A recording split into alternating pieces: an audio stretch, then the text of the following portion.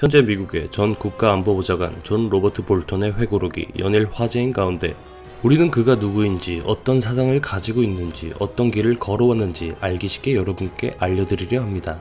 정치인으로서 그가 누군지 알아야 그가 내비치는 영향력에 정보를 받아들이는 우리의 태도가 보다 명확해질 수 있기 때문입니다.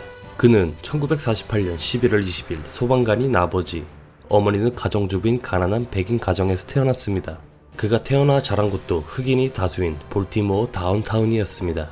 하지만 학업 성적이 매우 우수했던 덕분에 미국에서 명문대로 손꼽히는 예일대에 들어갈 수 있었고, 볼턴은 초등학생 때에는 별로 공부를 하지 않다가 중학생 때부터 미친듯이 공부를 했다고 합니다. 1970년 예일대학교를 숨마쿰 라우데급 최우수 성적으로 졸업했습니다. 그는 재학 시절부터 대권에 나선 공화당계 정치인 베리 골드워터의 열렬한 지지자였는데, 골드워터는 소련과의 핵전쟁을 불사해야 한다는 식의 입장을 피력하는 대외 강경파였고, 이런 골드워터의 강경한 대외관에 영향을 받은 것으로 보입니다. 사실 네오콘 중에서는 전직 극자 트로츠키파 운동권이 전향해서 강경 우파가 된 경우가 상당했는데, 볼턴은 대학생 시절부터 대학생으로선 드물게 강경 보수적인 성향을 보였습니다. 한편 그는 베트남 전쟁의 지지자였지만 의도적으로 베트남에 파병되는 것을 회피했다는 의혹이 있습니다. 당시 미군은 징병 추첨제였는데 볼턴은 185번이었고 그는 징병 순서가 다가오기 전에 주 방위군에 입대했습니다. 볼턴이 속한 그룹에선 베트남 전쟁 기간 동안 최대 195번까지 징병되었기 때문에 결과적으로 베트남으로 가지 않으려고 편법으로 징집을 회피한 셈입니다.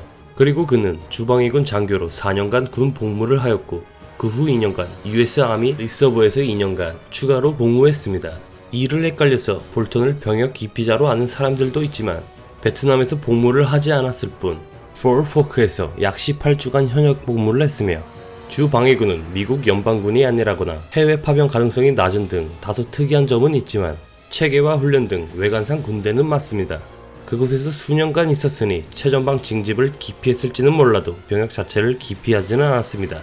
대학을 졸업하고 바로 예일대 로스쿨로 진학하여 변호사 자격증을 딴 볼턴은 컴빙턴 앤 벌링 로펌의 워싱턴 사무소 변호사, 로널드 레이건 정부의 법무부 차관, 조지 H.W. 부시 정부의 국무부 국제기구 국장, 러너 리드 볼턴 앤 맥마너스 로펌의 파트너 변호사로 지냈으며 조지 워커 부시 정부 때 국무부 군축 및 국제안보 담당관에서 2005년 8월부터 2006년 12월까지 유엔 주재 미국 대사를 지냈습니다. 또한 그는 유엔 주재 대사로서 반기문의 유엔 사무총장이 되는 것을 적극적으로 지지했던 인사들 중 한 명입니다. 이후로는 제야에서 언론에 출연하는 등 제야 활동을 하다가 2018년 3월 22일 도널드 트럼프 정부에서 HR 맥마스터의 후임 국가안전보장회의 보좌관으로 임명되었습니다. 대선에서 트럼프를 반대했던 다른 네오콘 인사들과는 달리 트럼프를 지지해 트럼프 행정부에서 국가안보보좌관이 될 수 있었습니다. 그러나 지나치게 강경한 스타일 때문에 트럼프 대통령과의 의견차가 빈번하다는 소문이 자주 흘러나왔습니다. 뉴욕타임즈는 트럼프 대통령과 볼턴의 불화설에 대해 다루면서 만약 볼턴에게 일을 전적으로 맡겼다면 우리는 지금쯤 4개의 전쟁을 치르는 중이었을 것이라며 볼턴의 호전성에 불만을 표했다는 트럼프 대통령 측근의 말을 인용하기도 했습니다.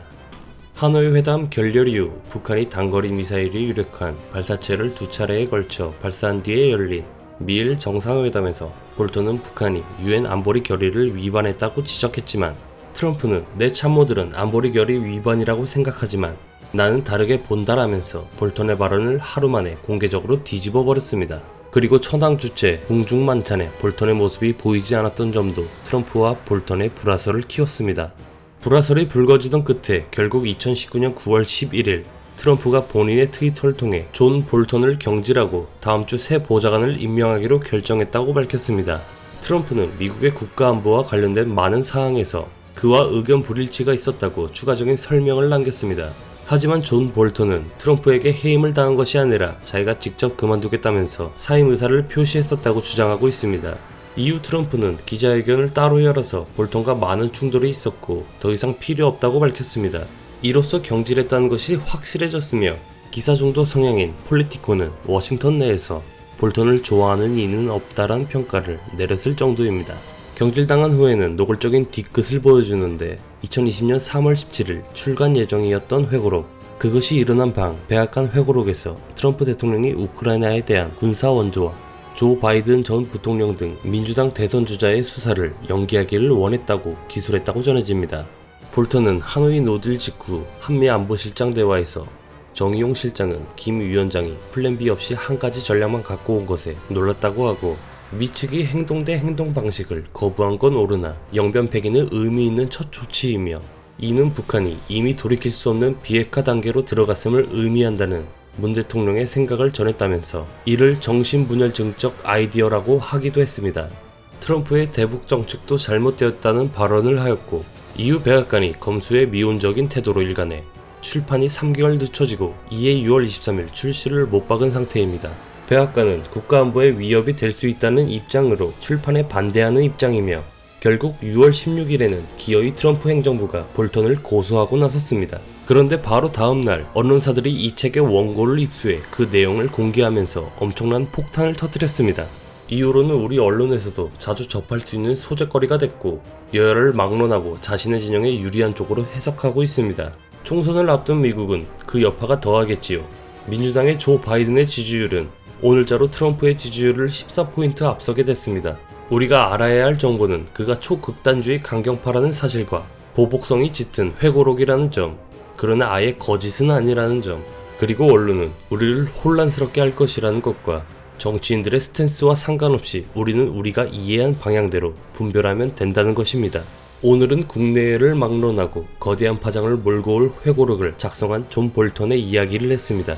정치, 시사, 언론을 알기 쉽게 설명해주는 정시현이었습니다. 그럼 이만.